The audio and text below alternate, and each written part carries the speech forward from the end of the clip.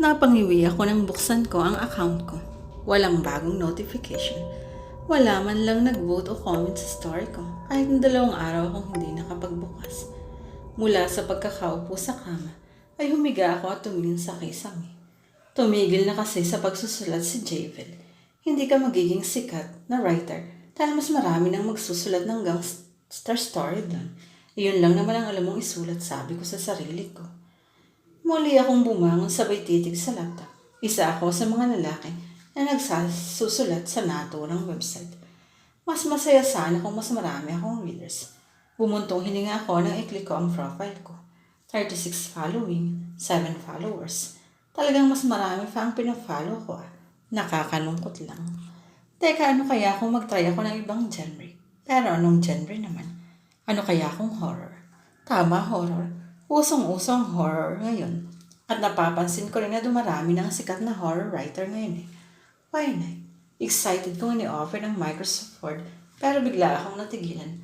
Nakakamang titipa ng mga daliri ko sa keyboard. Napangiwi ako. Ano namang alam ko sa pagsusulat ng horror story? Ay puro tungkol sa gangster lang ang alam ko. Ang hirap naman.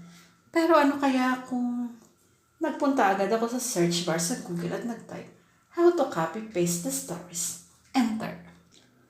Agad kong klinik ang unang result at napangiti ako. Ito na ang way para makilala ako as online writing. Sa nabasa ko sa naturang site ay nalaman ko kung paano mag-copy ng isang story. Nagpunta uli ako sa site at nag-browse ng mga stories na horror section. Isang story ang agad na pumukaw sa akin. Catchy ang title at marami na ring reads. Sinilip ko muna ang profile ng naturang writer at medyo nagulat ako nang malaman kong patay na pala siya. Jackpot. Siguro naman hindi na malalaman ng writer nito na kinopya ko ang story niya dahil patay na naman siya. At ganoon na nga ang ginawa ko. Isang story niya ang kinopya ko at inilipat sa Microsoft Word. Iniba ko ang title pati na rin ng pangalan ng character para hindi halata. Matapos yun ay gumawa na rin ako ng book cover. Nakangiti kong inilipat ang kinopya kong story mula sa isang patay na writer. Nang i-click ko ang save at publish ay pinatay ko muna ang laptop ko.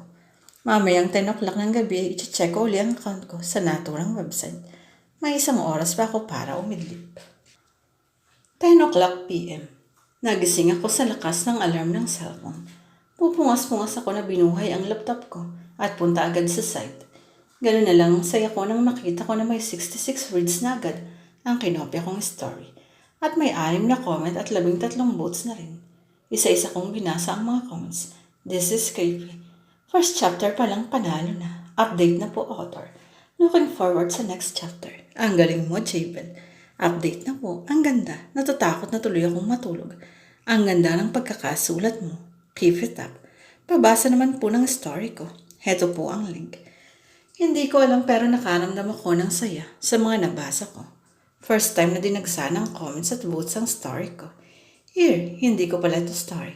Pero kahit na, ang hirap kayong mag-copy-paste. Effort din yun, no? Dahil sa mga demand nila ng update, ay muli akong pumunta sa profile ng writer na iyon. 5 chapter pa ang kinopya ko at pinost sa site account ko. Sunod-sunod pa ang dumating na comment at votes. Ang dami na rin nag-follow sa akin at nagsasabi ang ganda ng horror story ko. Sobrang saya ko talaga. Hanggang sa abutin na ako ng alas 12 ng madaling araw, kaka-reply sa mga messages sa akin. Mabuti na lang at wala pang nakakaalam na copy-paste lang ang story ko na yun. Kung meron man, alam ko na agad ang gagawin. Delete agad ang comment at i-mute. Sisikat ka na, Javel. Sisikat ka na. Sabi ko sa sarili habang nakahiga ako sa kama at nagpapaantok. Ipinikit ko ang mga mata habang unti-unti akong nakakatulog. Pero ang katahimikan ng gabi ay nabasag nang may biglang kumatok sa bintana ng kwarto ko na nasa kanan ko lang. Nanggagaling iyon sa labas. 3 malalakas at sunod-sunod na katok na nagpawala ng antok ko. Tok, tok, tok. Pinakiramdaman ko kung ano yun o kung masusundan pa ang pagkatok. Baka naman sa ng puno. Pero naalala ko na wala nga palang puno malapit sa bintana ng kwarto ko. Hindi naman kaya halimaw. Halimaw. Pero hindi naman totoo ang mga halimaw. Tok, tok, tok. Haya na naman. Napasiksik na ako sa headboard ng kama ko. Tinatabla na ako ng takot ng mga oras na iyon. Nagkataon pa na mag-isa ako sa bahay. Baka naman magnanakaw yun. Pero may magnanakaw ba? Nakakatok muna bago magnakaw.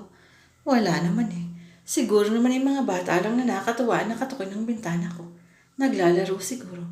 Pero, bata? 12:00 ng madaling araw. Imposible. Sa pagkakataon na yun ay kinalma ko na ang sarili ko. Ayokong magpakapara na ngayon. Magka-copy-paste pa ako bukas eh. Sinabi ko rin sa sarili ko na oras na maulit ang pagkatok sa bintana ay bubuksan ko na yun para malaman ko kung ano ba talaga ang pinagmumula na yun. Tok, tok, tok. Napapitlag ako at bumilis ang tibok ng puso ko sa takot. Mas okay nga sigurong buksan ko na ang bintana. Baka may nang titrip lang sa akin. Nasa loob ako at nasa labas siya. Wala akong dapat ikatakot.